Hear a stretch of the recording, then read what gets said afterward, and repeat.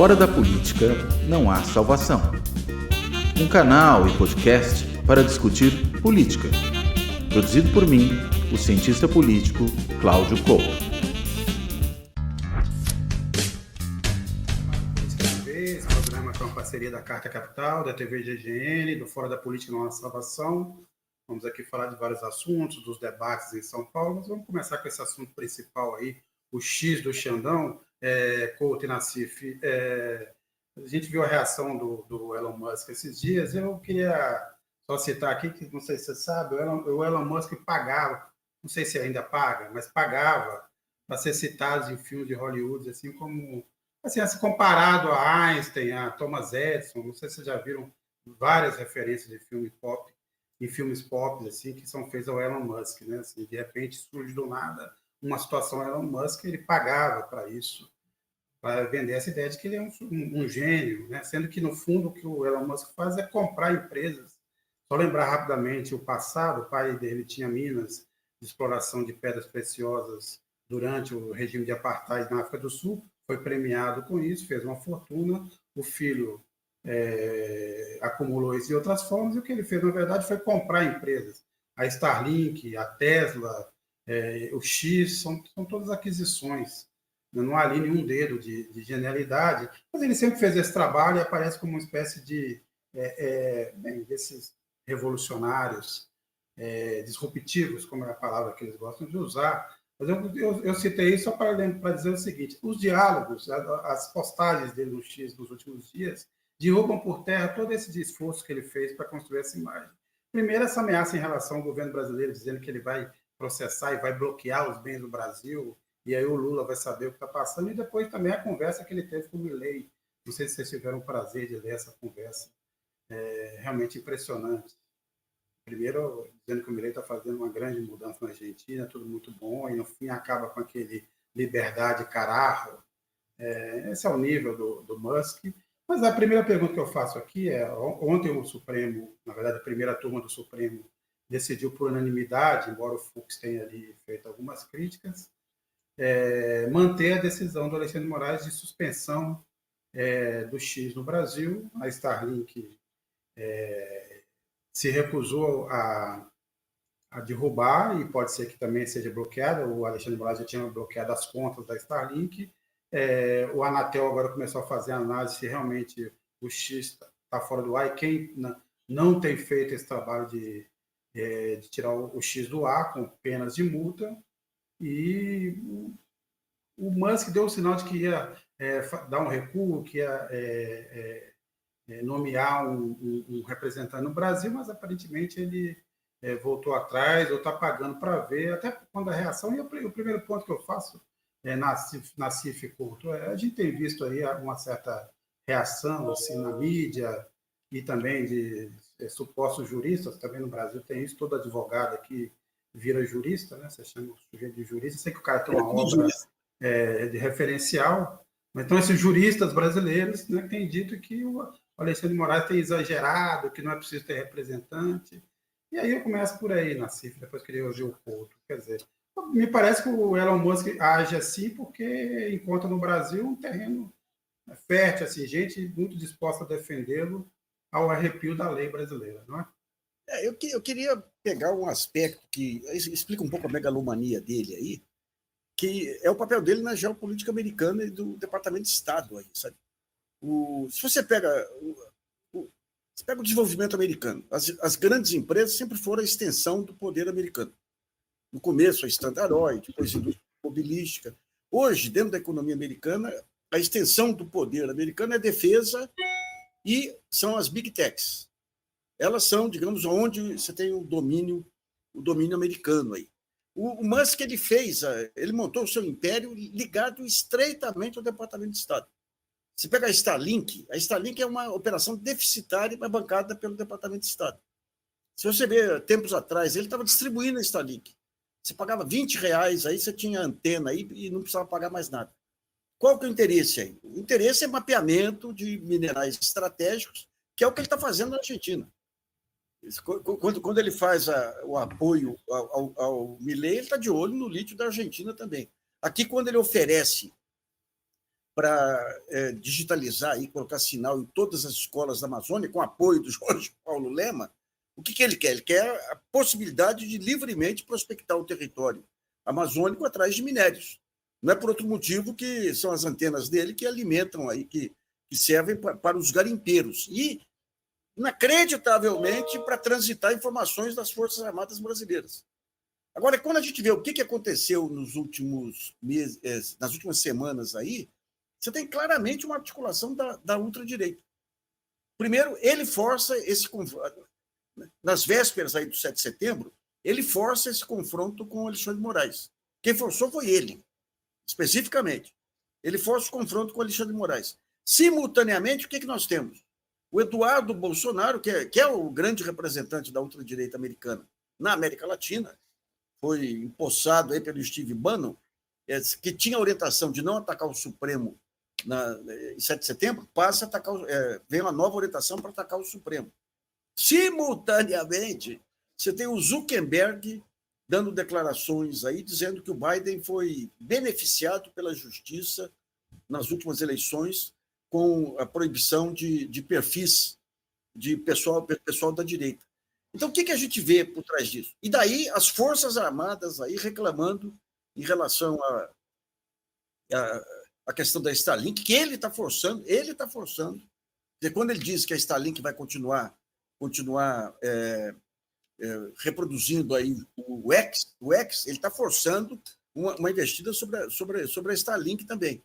Então, as Forças Armadas vêm e reclamam da questão de compra de armas de Israel, aí, que o Celso Amorim deu uma atrapalhada, e reclamam desse negócio da Starlink. Mais um ponto aí, você tem parlamentares aí da ultradireita americana articulando um projeto de lei para represália ao país por conta do X.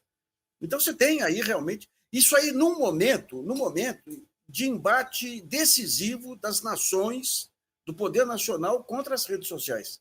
A União Europeia está entrando nessa guerra.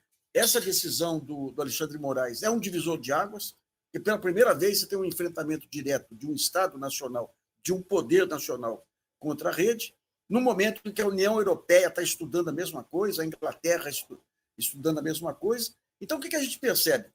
Um aumento desse pacto das redes sociais e da ultradireita com a ultradireita, porque a ultradireita é a garantia para eles aí de enfraquecimento dos Estados nacionais.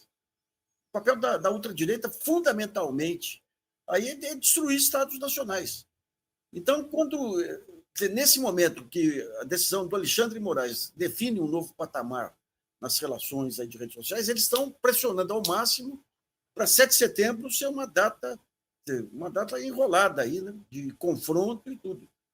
Agora eu estava vendo aí de que maneiras que você bloqueia a Starlink, se são satélites. Tem maneiras aí, mas se o Brasil não tivesse cedido ao Alcântara, seria muito mais fácil bloquear. Mas nós temos as Forças Armadas, esses comandos, eles têm uma área tecnológica interessante em todos, nas 3 forças, mas o alto comando é cabeça de galinha. É inacreditável como não tem a menor noção sobre segurança nacional. Você imagina, você tem esses satélites servem para direcionar drones. Imagina uma guerra aqui que você tem esses satélites direcionando drones e as Forças Armadas não terem equipamento para anular os satélites. Eles são muito ruins, muito ruins. Não a tecnologia. Tem ótimos engenheiros aí nas 3 forças, mas quem manda é o Forte Apache. É a burocracia militar, que é um horror. Está sem som, pô. Eu estava com o meu microfone fechado aqui, agora que eu notei. Olha, eu ia dizer o seguinte, né? Primeiro, concordando com o Nassif, que acho que o que o Musk está fazendo deve empurrar em algum momento, seja a Anatel, seja até mesmo o Supremo Tribunal Federal, a bloquear também a operação da Starlink no Brasil. Porque se ela não está cumprindo a determinação judicial de interromper o acesso ao X no Brasil, não resta outra alternativa que não essa também. Quer dizer, a mesma falta de opção que restou para o X, né, por descumprir determinações judiciais, deve também acabar valendo para a Starlink em algum momento. Isso não é necessariamente o fim do mundo, né? A gente tem aí outras empresas que operam nesse mesmo mercado de acesso à internet via satélite. Tem a Hughes, tem a Viasat, A gente tem muito em breve entrando a Amazon nesse mercado. A Amazon deve lançar aí vários satélites nos próximos anos. A Huawei chinesa vai entrar muito pesadamente nesse mercado, né? O que evidentemente gera preocupação, inclusive para o governo americano, que não atua logo quando começou essa celeuma, e acredito eu, percebendo o risco que havia para a Starlink, já se manifestou ali como observando o que acontecia, preocupado com a questão da liberdade de expressão. Acho que está mais preocupado realmente com evitar que a concorrência chinesa entre dentro desse mercado. Mas me parece que é um caminho inevitável, né? Acho que há um outro ponto que o Nassif também levantou, que é essa situação realmente surreal do deslocamento de tropas do Brasil depender do Musk. Quer dizer, isso é uma coisa realmente inacreditável. O Musk que já deixou, inclusive, a Ucrânia na mão por decisões recentes que ele tomou também em relação à transmissão de dados na internet via satélite, né? Então, veja, a gente está lidando com um cidadão que, primeiro, joga de acordo com seus caprichos, né? Não dá para se ficar dependendo de alguém assim. E, desse ponto de vista, talvez toda essa celeuma possa ter um efeito muito positivo. Primeiro, a gente já está vendo o que está ocorrendo no X, né? Você teve aí uma debandada em massa de usuários do antigo Twitter, né, atual X, por uma rede como o Blue Sky, né, que é uma rede que foi criada, né, pelo antigo criador também do Twitter, né, e que criou o Blue Sky numa arquitetura muito mais aberta, também com uma possibilidade de provimento, né, dos dados de maneira muito mais descentralizada, e que começou agora, finalmente, a conseguir, talvez, fazer avançar essa sua plataforma por uma circunstância muito curiosa, né, que é o fato de que, mantido o equilíbrio, ficava todo mundo no X. Mas houve uma situação aí que quebrou esse equilíbrio, qual seja a decisão judicial de interromper o acesso ao X no Brasil. Numa tacada, você teve aí mais de 2 milhões de usuários, se estimava em 22 milhões, né, os usuários do X no Brasil, ou seja, cerca de 10% dos usuários do X migraram num espaço de 24 horas para o Blue Sky. E imagino que outros tantos devem migrar nos próximos dias, né? Uma rede que tem mediação, ou seja, tem algum tipo de moderação de internet, né, moderação de conteúdo, ou seja, não vai pura e simplesmente cada um lá falar ou escrever as barbaridades que bem entender, né, no sentido de espalhar discurso de ódio, de incitação ao crime, por aí vai. Né? Eu mesmo, fazer um relato pessoal, saí do antigo Twitter, ou X ainda, já faz alguns meses, aliás, foi muito saudável, né? Acho que é uma espécie de desintoxicação pela qual a gente passa quando faz algo assim. E saí quando houve aquele posicionamento da então advogada do X no Brasil. Havia naquele momento uma representação, uma reunião então chamada pelo ministro Flávio Dino, que ainda se encontrava no Ministério da Justiça, logo depois de um daqueles episódios aí de ataque a escolas, né, de ataque a escolas com consequência de morte, com consequência de gente ferida, né, e um ataque que havia sido, em grande medida, estimulado por publicações em redes sociais.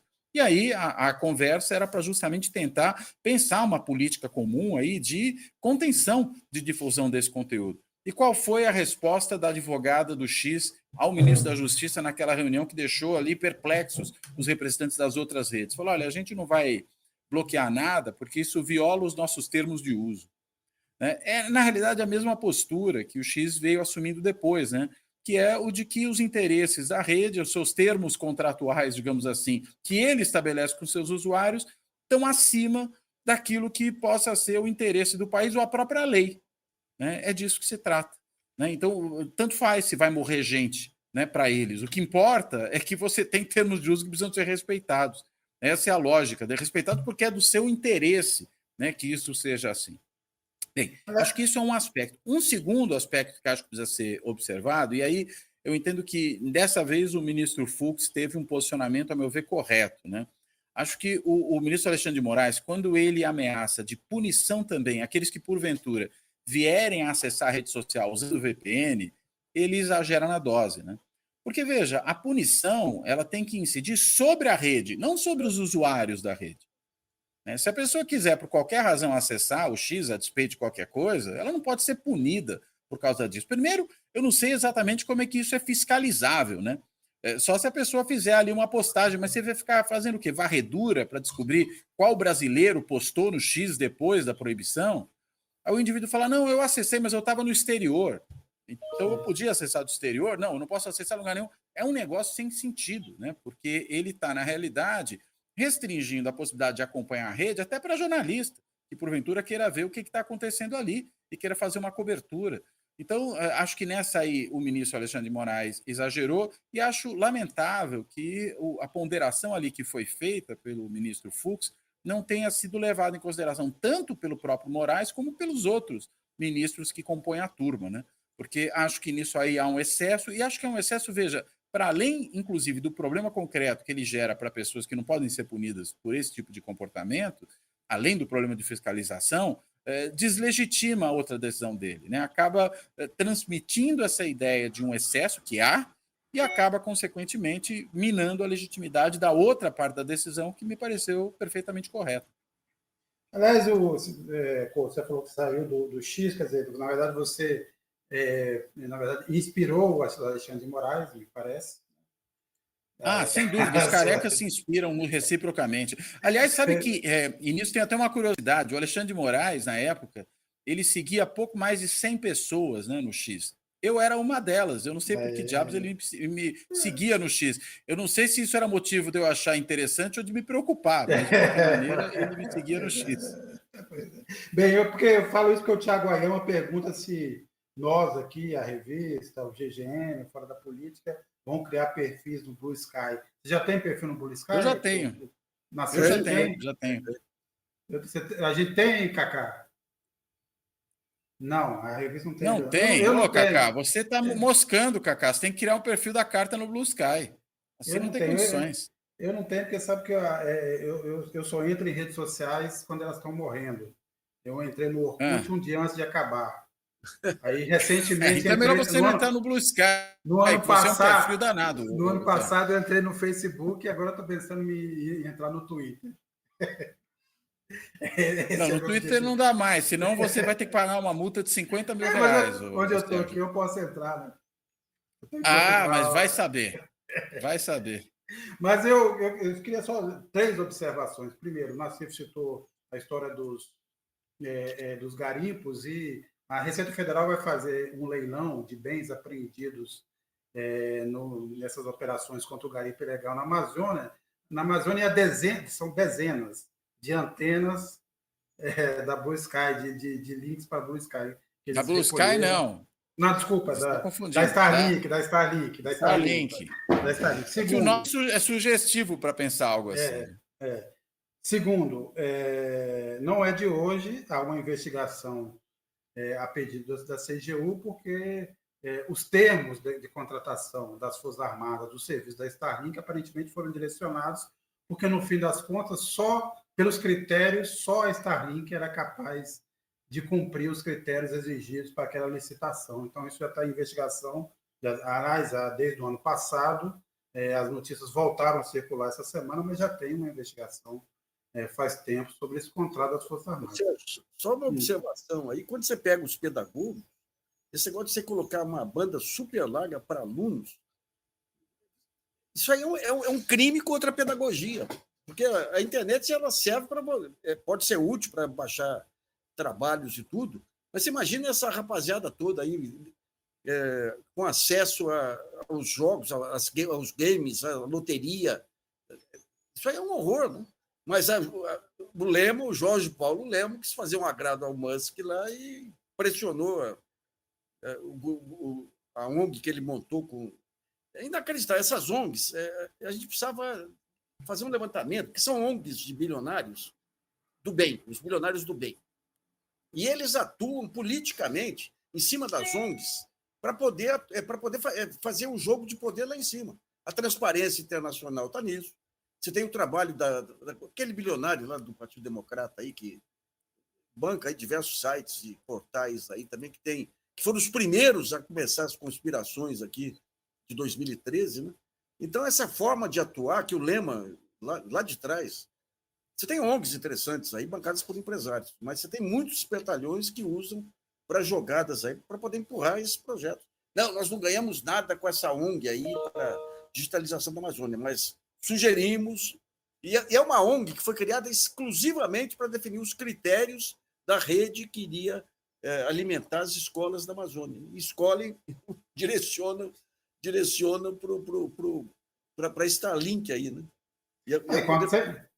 E sem contar, Nassif, que a gente tem tido aí em vários países, também em cidades brasileiras, uma discussão sobre a proibição de celulares em sala de aula. Isso se tornou Sim. recorrente. Eu mencionei isso porque a Rosa disse, isso aí é colonialismo digital. Eu queria lembrar, colonialismo digital em relação à Starlink, mas também eu queria lembrar, há cerca de 3 meses, fiz uma entrevista com o Márcio Postman, e um dos temas que ele levantou, e que é uma espécie de bandeira que ele tem levantado, um tema que ele tem feito questão de ressaltar, é o quanto o Brasil está na mão dessas plataformas digitais e dessas empresas de tecnologia de fora do Brasil. Ele diz que há mais informação na mão dessas empresas do que dentro do Brasil. Vê o que aconteceu, por exemplo, nas universidades públicas, né? O Google ofereceu lá internet, e-mail e vários serviços digitais para as universidades, vigorou até esse ano, agora fechou esse conteúdo e o Google ficou com todo um manancial de informações que as universidades já não tem backup, os alunos são obrigados agora a fazer backup de todo o seu material e passar para um e-mail pessoal. Ele está dizendo que está acontecendo também em vários órgãos federais, ou seja, você está perdendo o que ele fala também de uma espécie de soberania digital que seria importante e que o Brasil está ficando para trás. Esse é um ponto também importante. Eu queria ler algumas mensagens aqui. O Carlos Almeida, Musk está completamente surtado no que sobrou do Twitter, chamou a Câmara de comunista, falou em apreender bens do governo. A Maria Pereira, parabéns, Xandão e STF, fora Musk fascista. O Paulo Pacheco, os nossos milicos são muito maus militares, golpistas despreparados. E a Maria Pereira, já falei, a Tatiana Nascimento. Em uma canetada só, Alexandre de Moraes deve ter melhorado em uns 15% a produtividade do trabalho do brasileiro no trabalho. Só de ter bloqueado essa grande perda de tempo que é o Twitter. Agora, me parece também que concordo com o Cláudio Couto, que essa decisão em relação aos usuários é excessiva e o fato de que deve se punir a rede, que na verdade você está criando massiva. A gente precisa lembrar, por exemplo, que na Índia o Twitter também não resolveu aceitar as leis depois da ameaça de ser banido. Há uma pendência no Canadá, há um confronto na Austrália. A União Europeia já deu esse recado. Um dos comissários europeus falou que se ele não se adequar às leis, às 2 leis aprovadas no Parlamento Europeu, também há um risco de o Twitter ser bloqueado. Agora, vocês acham que desfecho, começa pelo Couto e depois na CIV? Você acha que nesse embate ele se arrasta até quando e quem é que você acha que vai acabar cedendo? Você acha que o Musk, por exemplo, cederá em algum momento, Cláudio Couto, depois de fazer toda a bravata, que me parece que é o que mais interessa a ele, principalmente como vocês ressaltaram, as vésperas da eleição e as vésperas de uma convocação de manifestações de ultradireita no 7 de setembro, você acha que passada um pouco essa marola, ele tende a acatar ou ele vai para esse confronto e deixar isso continuar até onde for possível? Olha, Sérgio, acho que no que diz respeito ao Twitter, acho muito pouco difícil que ele faça qualquer concessão, né? Pelo menos não vem demonstrando isso. E um dado, né? Ele demonstrou não ter nenhuma preocupação em perder dinheiro nesse caso, né? Desde o começo. Primeiro que ele pagou uma fortuna pelo Twitter, mais inclusive do que se imaginava que a rede valesse quando ele efetuou essa compra, lembrando disso lá atrás. Além disso, ele teve de lá para cá ações no âmbito do Twitter que também produziram uma desvalorização da rede imensa e uma queda de faturamento. Ou seja, ele vem perdendo dinheiro a rodo, talvez porque o objetivo dele ali não seja propriamente um objetivo financeiro, econômico. Ele esteja ali, na realidade, querendo fazer política mesmo e usa a rede para isso. Eventualmente, isso pode ter algum tipo de externalidade para outras ações dele, essas sim, né, com interesse econômico. E desse ponto de vista, acho que a ação do ministro Alexandre de Moraes sobre a Starlink foi muito interessante, né? Porque aí ele age numa área, essa sim me parece mais sensível para o Musk, né? Aí talvez ele tenha algum interesse eventual em ter um negócio mais rentável e mais, né? em ter a presença no território brasileiro por meio dessa rede que ele eventualmente não teria de outra forma. E começa a abrir espaço para a entrada de concorrentes. Talvez por conta dessa percepção, né, de que ele está abrindo espaço para a entrada de concorrentes, ele possa ter algum tipo de recuo, mas ele não vem dando sinais disso. E mais, né, um recuo dele nesse momento seria um tanto quanto humilhante para ele, né? Porque ele subiu de tal maneira o sarrafo dessa disputa, ele bancou de tal forma a briga que eu acho que ele não tem muito espaço para voltar atrás. É muito diferente da situação do judiciário, né? Porque a posição do judiciário simplesmente é, olha, se você cumprir as regras, volta tudo para trás, né? Você paga as multas, você bloqueia as contas que tem que bloquear, cria uma representação no Brasil e pode voltar a funcionar normalmente. Ou seja, o judiciário não tem custo nenhum em, eventualmente, digamos, relaxar essas medidas, desde que ele cumpra com as suas obrigações. Agora, para ele, como a aposta dele é puramente política, não é uma aposta jurídica exatamente, eu acho que ele tem muito pouco espaço para recuar. Né? E acho que quem deve estar nessa hora esfregando as mãos são dois tipos de atores. Primeiro, os concorrentes dele que estão ganhando o espaço que ele está deixando.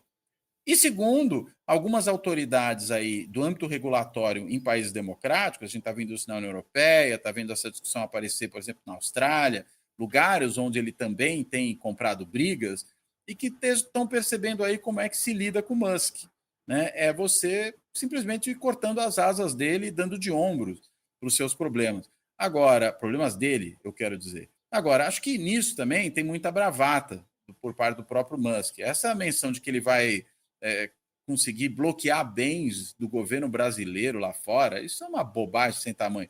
Primeiro porque ele talvez precisasse aprender um pouco sobre separação de poderes, né? Ele diz que o Lula vai ter que viajar de avião de carreira. Bem, mas na realidade, não é o Lula que está decidindo isso, é o Poder Judiciário. O Poder Judiciário, inclusive, às vezes bloqueia bens do próprio Executivo Federal. Então, está faltando, talvez, perceber esse problema e duvido que ele consiga, em qualquer corte, né, alguma adesão que, vamos dizer, embargaria lá o avião presidencial por conta do embargo que fez sobre as operações da Starlink aqui. É um blefe, é uma bravata. É, na verdade, talvez uma demonstração até de que, nesse caso aí, o calo doeu. Né? Acho que é muito mais por aí. Mas talvez mostra, na Argentina, enfim, né?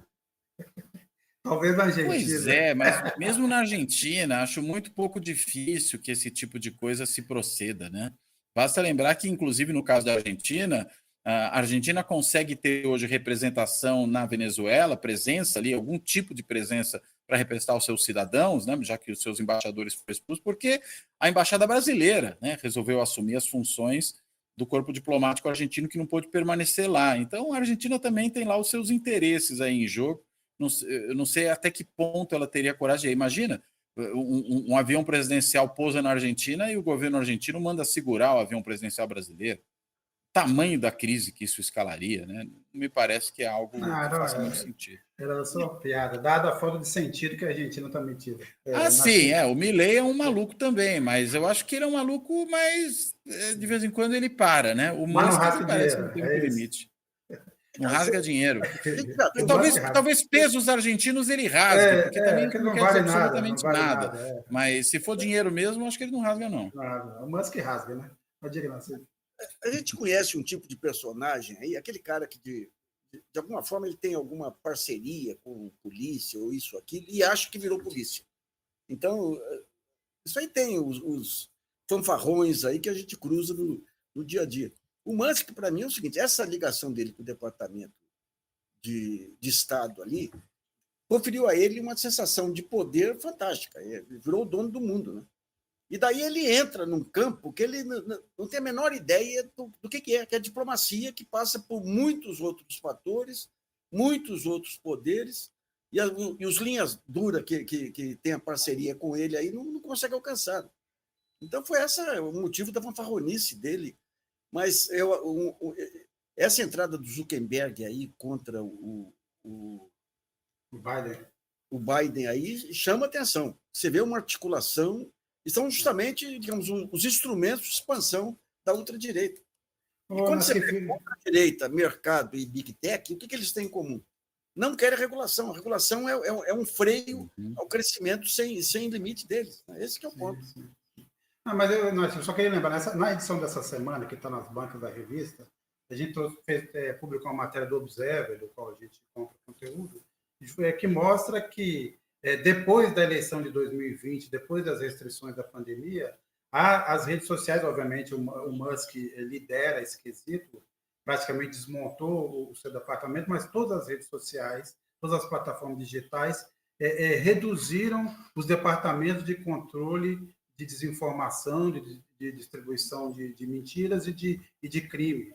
Quer dizer, o risco dessa eleição americana é ser pior do que foi em outros momentos, com muito menos controle. E essa reação do Zuckerberg, depois de ter sido humilhado, não sei se você lembra quando ele foi humilhado no Congresso americano, ele apareceu lá um garotinho diante dos senadores americanos, todos eles fizeram esse movimento. Então está muito mais terra sem lei em relação à eleição norte-americana do que foi em 2020. Esse é um fator de peso nessa eleição. Sérgio, deixa eu dar um spoiler, né, como se fala aí do meu livro. Um dos capítulos é a maneira como o Zuckerberg foi enquadrado pelo chamado Estado Profundo.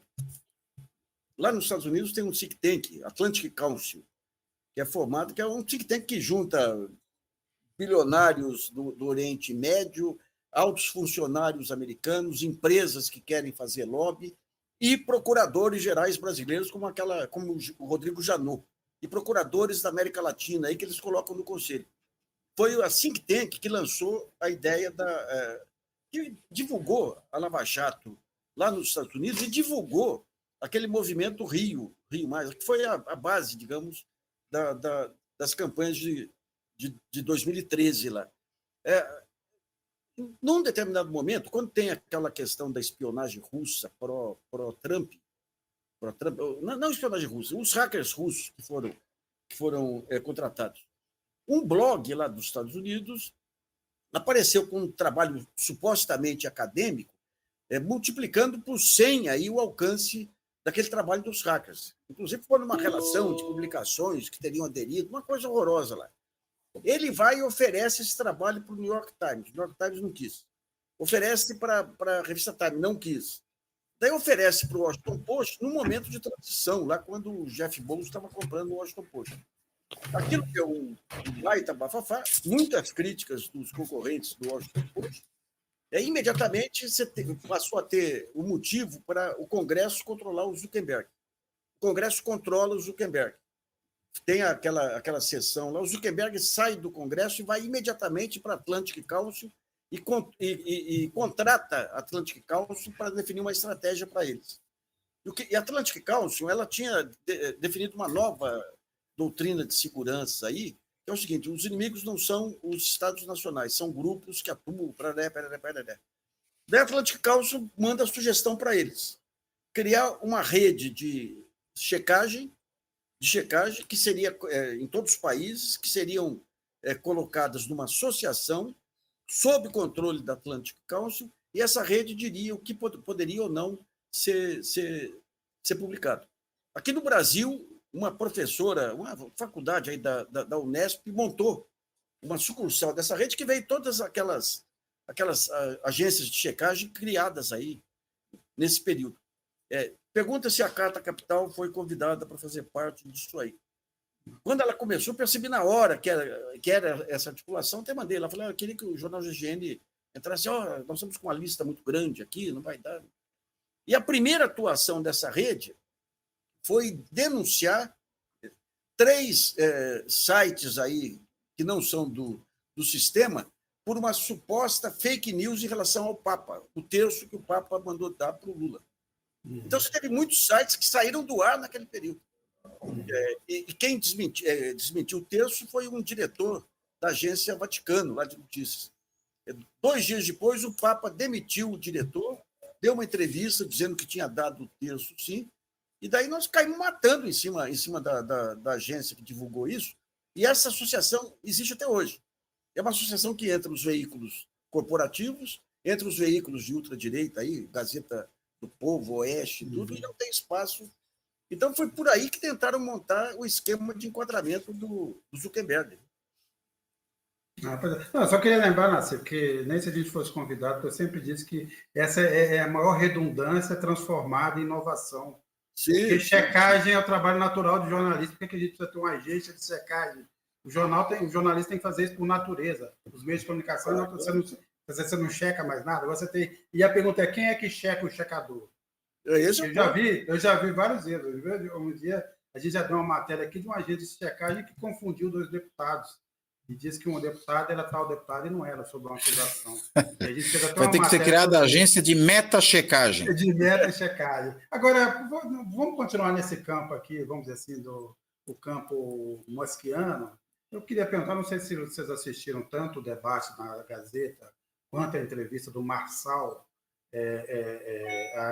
no Roda Viva. Eu, obviamente, queria saber a opinião de vocês. Vou começar pelo Couto, depois pelo Nassif, mas, além de saber a opinião do que vocês acharam desse espetáculo, um comentário sobre uma discussão que está circulando, que é a ideia de que deve-se ou não permitir a presença do Marçal, tanto nos debates quanto em entrevistas. Muita gente lembra que, como o PRTB não tem representação, não atingiu aquele consciente, em tese, as regras eleitorais dispensariam a sua convocação para um debate. Mas o fato é que ele aparece nas pesquisas muito bem colocado.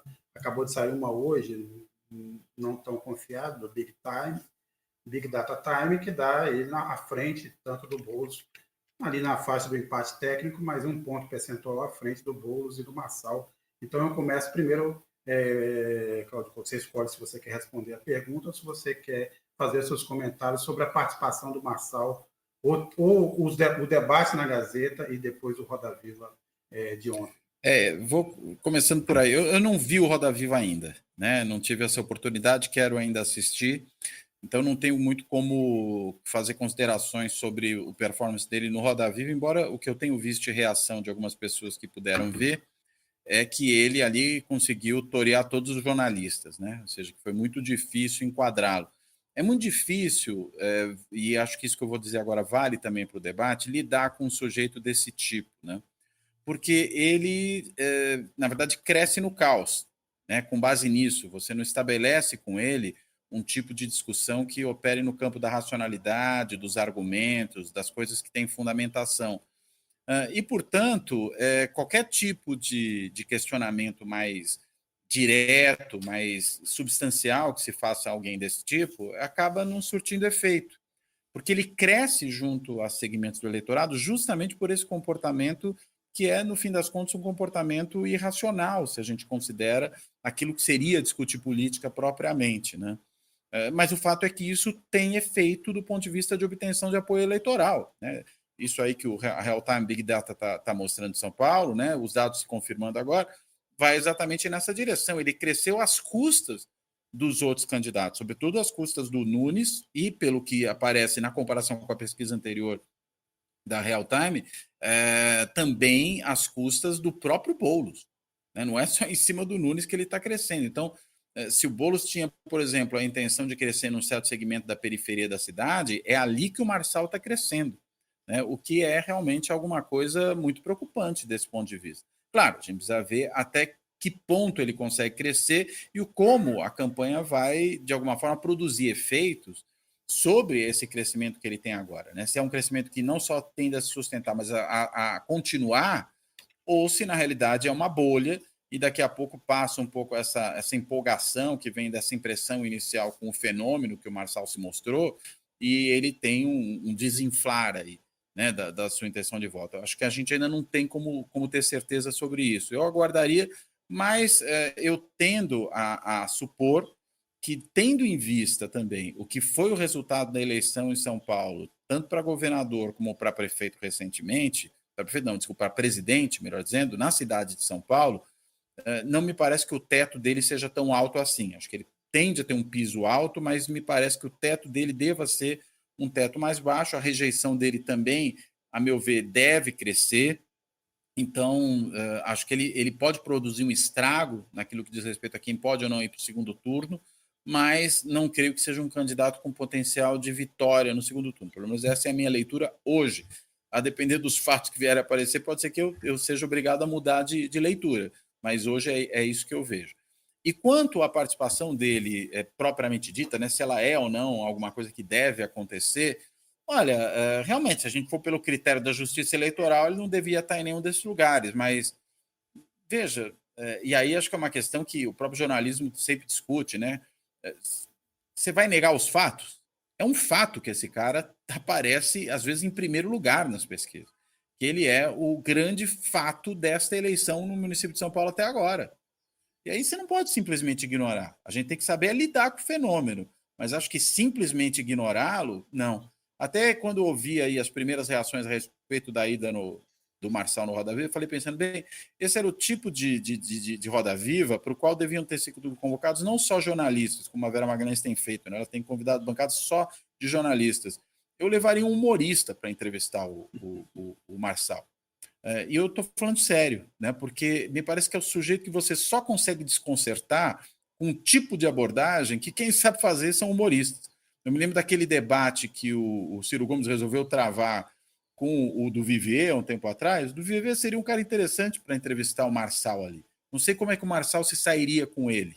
Né? Eu acho que é o tipo do cara que você não pode entrar no embate com ele da forma tradicional. Você tem que entrar nesse debate com o cara de uma outra maneira. E acho que talvez um humorista, um bom humorista inteligente e alguém que joga no campo da civilização, por isso eu estou pensando num cara como o do Vivier, talvez fosse alguém mais adequado a ter perguntas que pudessem, de alguma forma, fazer o que os jornalistas foram incapazes de fazer, do que eles que estavam lá compondo a bancada. Ele tem um estoque de expedientes aí que já está ficando manjado, né? Então, quando colocam ele, por exemplo, a questão da corrupção, a questão de PCC e tudo, ele fala, mas como é que pode um país que o Lula foi condenado, roubou 1 trilhão e pereré. Ele vai pela tangente. Vai pela tangente ali. Quando é apertado em relação a qualquer tema, ele, não, leio, quer saber o meu programa? Leiam lá no meu site e tudo. Agora, o ponto... E ele explora todos os fatores de comoção social. Ele explora esse anticomunismo radical dele, todo mundo é comunista, os 4 lá são comunistas. Agora começou a falar Consórcio comunista. Consórcio comunista. Fala do Até o Datena e o Nunes viraram comunistas dessa vez. Usa a religião. Comunista bolsonarista, o Nunes. Usa a religião. Então, ele usa todos os expedientes dentro de um embate, que são essas discussões, que você não tem muito... O entrevistador não tem muito espaço lá, porque ele tem tempos fixos lá, ele é o que tem mais liberdade de tempo, porque ele está respondendo, e ele bagunça quando começa. Agora, o ponto importante dele aí são as investigações sobre os negócios dele. Porque ele tem, por exemplo, nós já escrevemos sobre isso, ele tem ligações com Angola. Angola é a chave para a entrada da cocaína brasileira na África. A Universal do Reino de Deus estava em Angola, ele foi junto com a Universal foi expulsa lá por conta de operações suspeitas lá em Angola, que é talvez o país mais corrupto da África. Né? E ele tem uma atividade intensa em Angola. Ao mesmo tempo, ele montou esse escritório que ele chama que é banco lá, mas que é um expediente utilizado pelo PCC para lavagem de dinheiro. Ele chama que é banco. Ele falou, não, porque eu fui lá numa agência, me trataram mal, daí mandei criar um banco. Daí dá o banco dele lá. Eu fui atrás do CNPJ lá, é uma sociedade civil limitada, que presta um serviço para bancos, que é de intermediar contas de clientes para o banco. Mas também, essa semana, acho que foi o UOL, deu matéria aí, que o PCC está se valendo dessas ferramentas para lavagem de dinheiro. E ele tem... Veja bem... Desculpa, Nassif, rapidamente, para lavagem de dinheiro e para financiar candidatos. São 8,5 milhões. Sim, para financiar candidatos. Você tem essa penetração do PCC aí em todo o estado de São Paulo, em prefeituras, através de organizações sociais. Então, digamos, ele é um risco muito maior do que se percebe aí, sabe? Agora, essa questão é difícil, né? O cara que é o fenômeno aí, você cortar o voo dele, mas é um voo baseado aí uma parte muito nebulosa em suspeitas muito graves em relação aí ao crime organizado. Agora, então, eu vou levantar um outro tema, mas só queria lembrar rapidamente aqui um ponto. Depois dessa ascensão do Marçal, eu fui ver o livro dele, E no livro ele conta como é que ele começou a acumular dinheiro e conta da experiência dele aos 9 anos de idade. Ele queria comprar um Tamagotchi, e aí o pai não quis dar o dinheiro, disse, você compre, faça, se você quiser, você junta o dinheiro e compra o Tamagotchi. Aí o que ele fez? Ele morava num prédio, debaixo tinha uma loja, e tinha ali, normalmente, muita gente estacionava para ir na loja. Ele colocou cones e passou a cobrar de quem quisesse estacionar. Quer dizer, aos 9 anos, ele já descobriu o talento para o achaque. E ele disse que isso é empreendedorismo. O cara, mas quando falam dele aí ligado com aquela quadrilha, ele fala, não, eu tinha carteira de trabalho, eu era um bom funcionário, trabalhei por 9 anos lá e ganhava R$ 300 aí. Daí ele vira pobre. Quando ele está envolvido com quadrilha, ele vira um pobre que só fazia servicinho pequeno para... Cara... Os áudios que o UOL trouxe dele mostram que ele sabia exatamente o que estava fazendo. Sim. Não, e depois falou ontem, no Roda Viva, não, eu não roubei velhinha, nem sabia quem eram os clientes, não tem nada a ver. É isso, clientes. Só fiz o meu trabalho, Mas eu falo isso... Eu só queria lembrar que na pesquisa que saiu hoje, ele está um ponto à frente, ele está em empate técnico. Mas quando você pega o segundo turno, Marçal e Boulos, o Boulos ganha por 40-37, Marçal Nunes, o Nunes ganha por 39-33, e Boulos Nunes aí dá o Nunes na frente aí. Então é o seguinte, ele é novidade absoluta agora. Agora, à medida que a campanha vai se estendendo, deixa de ser novidade. E, digamos, a contra-campanha que está sendo feita, muito bem feita pelo pessoal da Tabata, e tudo lá tende o pessoal dar uma parada aí, só um pouquinho. Então, eu acho que o teto dele, concordo com o Couto, o teto dele não deve ir muito acima do que já chegou e tende a refluir. E no fundo é melhor, para o Boulos seria melhor enfrentar o Marçal no segundo turno do que o Ricardo Nunes. É o que a Tabata está dizendo. Mas é fato. Quando ela critica ali uma certa hesitação do Boulos em fazer a crítica ao Marçal. Mas não acho que está havendo tanta hesitação assim, né? Não. Ele tá, eu acho que ele está em outra posição. Né? Inclusive, uma campanha que é do Boulos, aquela da carteira de trabalho, né? Essa que está circulando em vídeo, essa é bem forte, né? Não sei quem já chegou a ver, uma que mostra a maneira como ele tratou um funcionário que foi expulso de uma fazenda onde trabalhava e vivia com a família no meio da noite. Né? Então, e isso porque ele não tinha registro em carteira, né? Ou seja, ele na verdade não fazia o registro devido dos seus funcionários. Não, mas a pergunta que eu queria fazer é a seguinte, quer dizer, aparente, o horário eleitoral gratuito a gente sabe que é uma coisa que se tornou totalmente relevante. O Marçal só veio jogar a última pá de cal, porque ele não tem tempo lá, e continua nesse movimento de crescimento, enquanto os outros têm. Agora, tem o tempo que tem, e isso foi se tornando cada vez mais relevante. Mas a pergunta que eu faço é a seguinte, e esse modelo de debate? Quer dizer, também será, depois dessa experiência, a hora das meios de comunicação, das empresas, das televisões, repensarem isso? Isso já não dá certo há muito tempo, já virou uma pantomima faz tempo, mas agora também ficou mais escancarado, porque nesse debate da TV Gazeta, nós vimos o Datena, depois de ter sido provocado várias vezes, porque aparentemente o Marçal, nos bastidores, dos intervalos, estava provocando, desceu lá para ir a vias de fato com o Marçal. Aí o caso talvez fosse montar um ringue e fazer uma aposta ali para decidir isso no tapa. Mas, Couto e Nassif, começando pelo Couto, é hora de repensar e o que faria sentido na conformação da eleição brasileira para ter debates que tenham alguma relevância e tragam alguma informação. Olha, Sérgio, eu já perdi a conta de a quantas eleições a gente discute exatamente essa questão, né? Se os debates já não estão com um formato ultrapassado, se já não é o caso da gente repensar, né? Quando a gente pensa no que foram os debates ali no início do processo de democratização, das primeiras eleições presidenciais de 89, mesmo as eleições lá de 85, né, quando teve, né, aquela famosa pergunta do Boris Casoy, Fernando Henrique, se ele acreditava ou não em Deus e tudo mais, a gente tinha, no mínimo, debates mais animados, né? Eles eram debates assim, mais soltos do ponto de vista do seu formato, e acabavam geralmente gerando assim, discussões até meio acaloradas, né? Por isso que quando alguém fala, pô, mas agora tem baixaria, o candidato chamando o outro de ladrão, falou, olha, Se você for lá para trás, né, para os anos 90, você vai ter exatamente a mesma coisa acontecendo. Parece que o grande elemento novo do ponto de vista de. Aí sim, você tem uma baixada de nível do debate, é uma figura como o Marçal. Ele joga um nonsense ali. Já não é mais dizer, né, que o outro é corrupto ou que o outro é despreparado. Isso aí há muito tempo existe. Mas na realidade, não fazer o debate, né?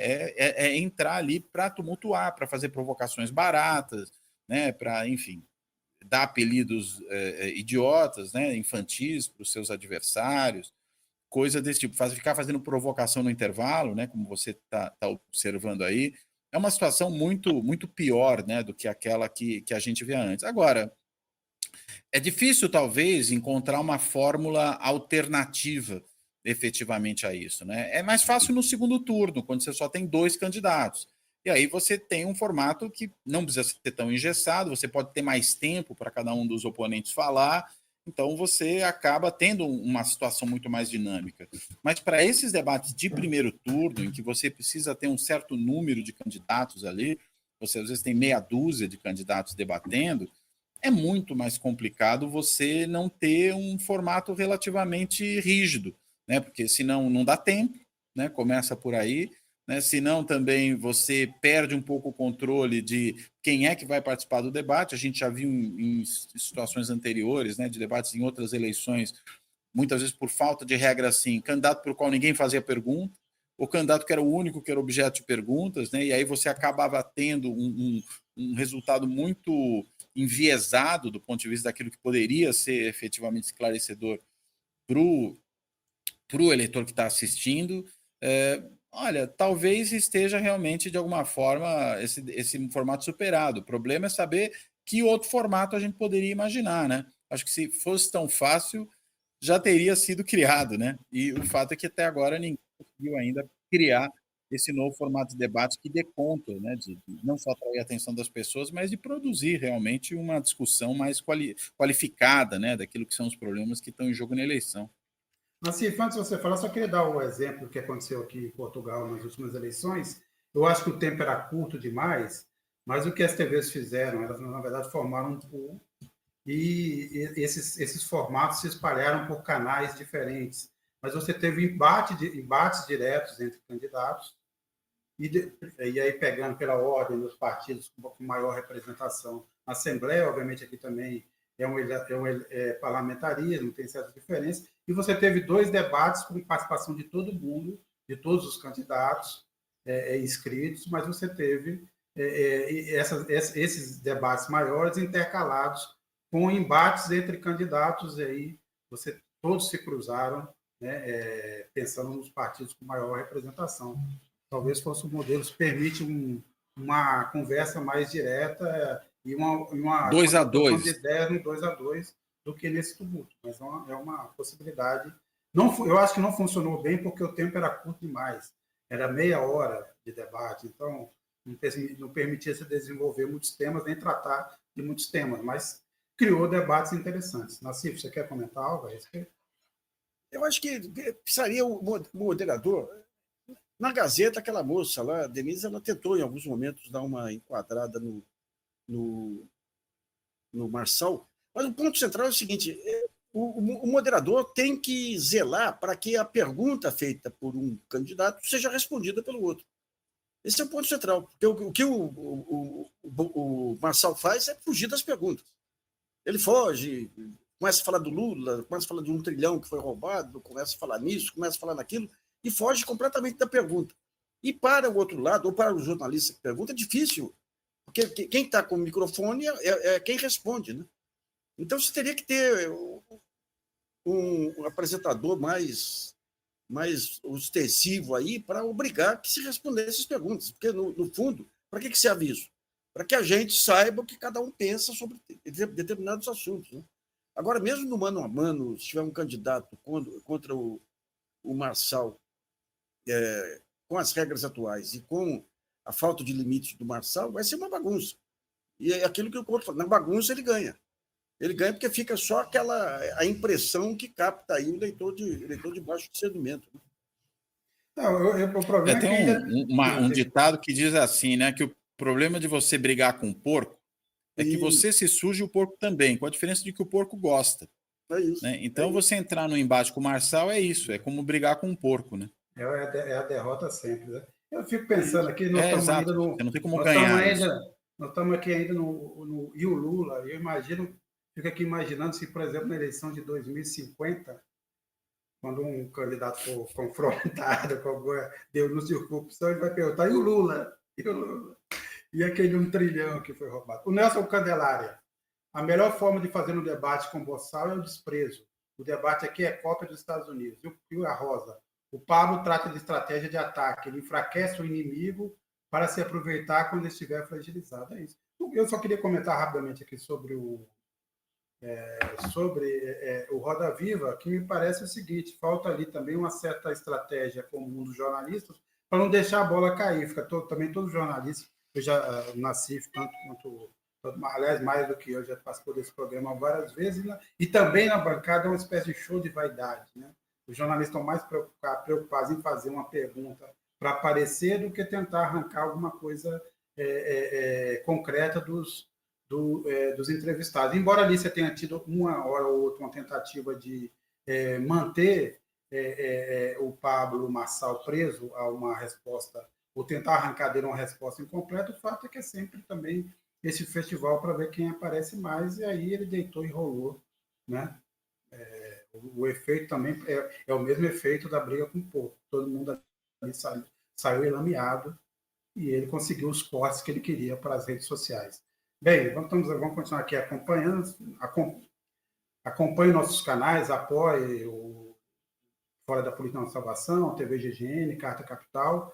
Eu, antes de encerrar, só queria, Nassif, você tem alguma... O Nassif está lançando um livro novo sobre a Lava Jato, né? É um grande painel, juntando várias peças aí que normalmente, né, acabaram ficando, na verdade, dispersas e desconexas pelo volume da cobertura. Ele reúne isso nesse novo livro. Nassif, quando é que tem algum lançamento previsto para São Paulo? Qual é a programação? Olha, eu acho que a gente vai fazer lá aquela na Paulista, ali, a Martins Fontes.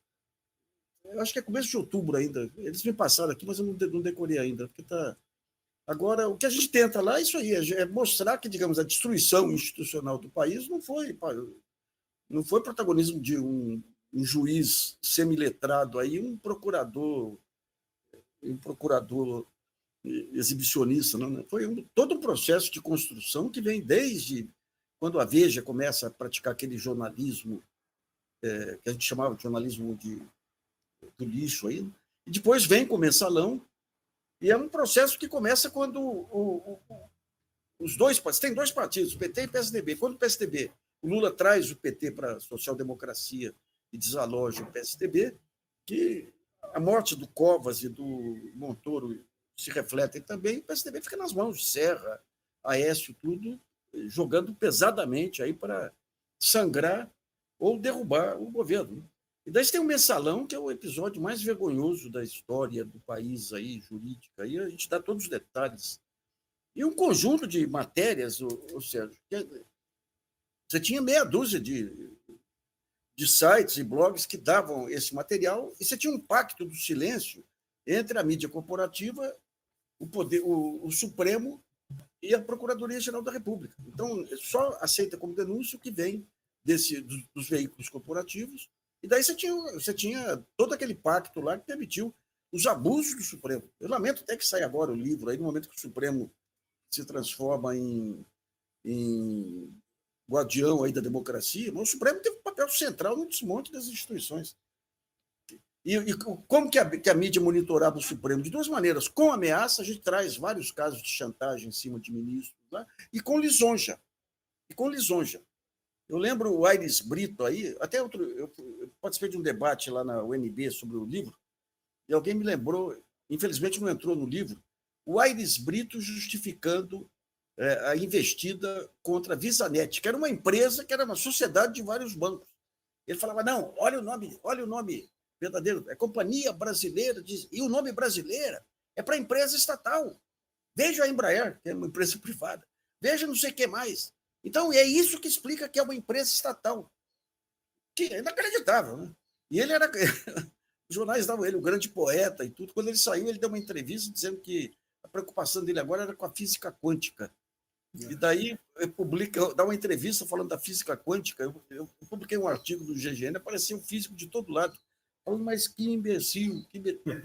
Pega, digamos, todo esse leque aí, a questão, o início da Cambridge Analytica, o papel do... Porque quando você pega as guerras digitais, elas surgem na campanha do Obama, que a direita vem com o Murdoch lá e a Fox News criando mentiras e sendo replicada pelas redes. E os democratas vêm com os ativistas digitais. E os dois lados, lá, os bilionários democratas e o pessoal do Partido Republicano, mais aquelas indústrias, aquelas organizações quase criminosas, a indústria de rifle, a Associação dos Rifles, a Associação dos Cassinos lá de Las Vegas, tudo, ele vê aquela baita arma aí para poder se espalhar pelo mundo e provocar as primaveras. Então, digamos, a gente tenta, sem querer ser... Não é um livro acadêmico, é um livro de reportagem, mas eu espero que sirva de dica aí para trabalhos acadêmicos aí, porque a destruição do país não foi só uma coisa simples, não. Você tem 10 personagens, no mínimo, aí, que aproveitaram aquele momento de enfraquecimento, a própria Pedro de Rum da Dilma, para fazer essa coisa inacreditável. Só rapidamente, 2 relatos pessoais. Primeiro, eu e o Mino recebemos o Aires Brito na redação, pediu para essa conversa, acabou virando uma entrevista na mesma semana, acho que no mesmo dia, ele foi até a Veja. E a gente, sem saber, publicou a entrevista, e a Veja também, na mesma semana. A entrevista que ele dá para a Carta Capital sobre o Mensalão é totalmente oposta ao que ele disse para a Veja. É um negócio impressionante. Quer dizer, disse uma coisa e disse outra. Quando assumiu a presidência do Supremo, ele montou no CNJ um grupo para a liberdade de expressão e deixou de lado a nova mídia que surgia. E eu marquei uma conversa com ele lá em Brasília, até foi um almoço lá. Eu falei, pô, ministro, você está deixando ao relento aí o pessoal que mais precisa. E foi interessante que quando eu estou sentado, ele chegou depois que eu estava sentado e falou, eu queria dizer para o senhor que eu amo as palavras, que eu sou um poeta. Eu falei, onde eu fui amarrar minha égua aqui? E daí eu falei, ministro, o senhor joga essa questão da liberdade de imprensa, todos esses abusos. O senhor não fala do outro lado, que é a responsabilidade. Não, em toda entrevista, eu falo da liberdade de imprensa e da responsabilidade, mas ele só publica a primeira parte. O segundo caso foi, eu fui na coletiva, os sócios do Marcos Valério, lá da agência da SMM-PIB, contrataram uma auditoria aqui de São Paulo, cujo dono está longe de ser um petista ou de ser alguma coisa. Ao contrário, Sim. Era antipetista. E fez esse levantamento, 97% das notas fiscais foram encontradas, os 3% não foram encontrados por culpa da Globo, porque a Globo não conseguiu achar as notas fiscais. Desse montante de dinheiro, obviamente, 60% foi para a Globo, parte era para patrocínio de vôlei, do time de vôlei, aquelas coisas que o Banco do Brasil patrocinava. A matéria que eu acabei fazendo foi menos sobre o resultado da auditoria e mais sobre o comportamento dos jornalistas que estavam lá. E não deram a mínima. Praticamente não fizeram perguntas e não se interessaram, porque e aquilo ali mostrava perfeitamente o que era a VisaNet, como ela atuava e para quem foi a maioria do dinheiro. Se a Globo tivesse sido honesta, ela teria dito que 60% desse dinheiro veio para a gente. Então, não, é interessante que quando se constatou que havia feito o pagamento, o que o Supremo fez, Joaquim Barbosa? Então a corrupção estava no bônus de veiculação, que era o dinheiro que... Daí caiu a ficha que o bônus de veiculação era pago pelos veículos, pela Veja, pela Abril e tudo. Mas só quero dizer que tinha 3 relatórios dizendo que o dinheiro foi aplicado. Você tinha o desse escritório aqui, que é o maior escritório aqui de São Paulo, sempre esqueço o nome, que a VisaNet utilizou esse relatório para poder lançar como despesa o dinheiro aplicado lá. Depois, uma juíza lá em Brasília condenou, embarcou no negócio da Lava Jato, contratou um perito e o perito constatou que o dinheiro foi aplicado. E, finalmente, a Polícia Federal constatou que o dinheiro foi aplicado. E o Joaquim Barbosa decretou sigilo. Foi escandaloso. Escandaloso. E tivemos aí um papel do Marco Aurélio de Mello, eu tinha até uma boa relação com ele lá, que eu cortei de vez aí, foi quando ia ter um voto do Celso de Mello para embargos de infringência, uma coisa menor lá. E ele aceitou um convite da Globo, fez um artigo de uma página do Globo pressionando o Celso de Mello, ao mesmo tempo que saiu uma capa da Veja pressionando o Celso de Mello. Foi. Mas daí Jesus falou, eu vou dar uma ajuda para esse país aí que tem esse operário que está conseguindo distribuir um pouco de renda aí. Então passou o mensalão para o Lula aprender, o PT aprender como é que se dá golpe usando a justiça civil. E não aprenderam nada. Quando Nada. Bem, minha gente, é isso. Então também espere aí o lançamento do novo livro do Nassif. E, como eu disse, continua acompanhando aí, nos apoiando. E bem, vamos em frente até semana que vem. Couto, Nassif, até a próxima. Então, Sérgio, até a próxima, Sérgio. Até a próxima, Nassif. Parabéns pelo novo livro e obrigadinho. Boa semana para todo mundo. Abração, pessoal. Fora da política não há salvação. Um canal e podcast para discutir política. Produzido por mim, o cientista político Cláudio Couto.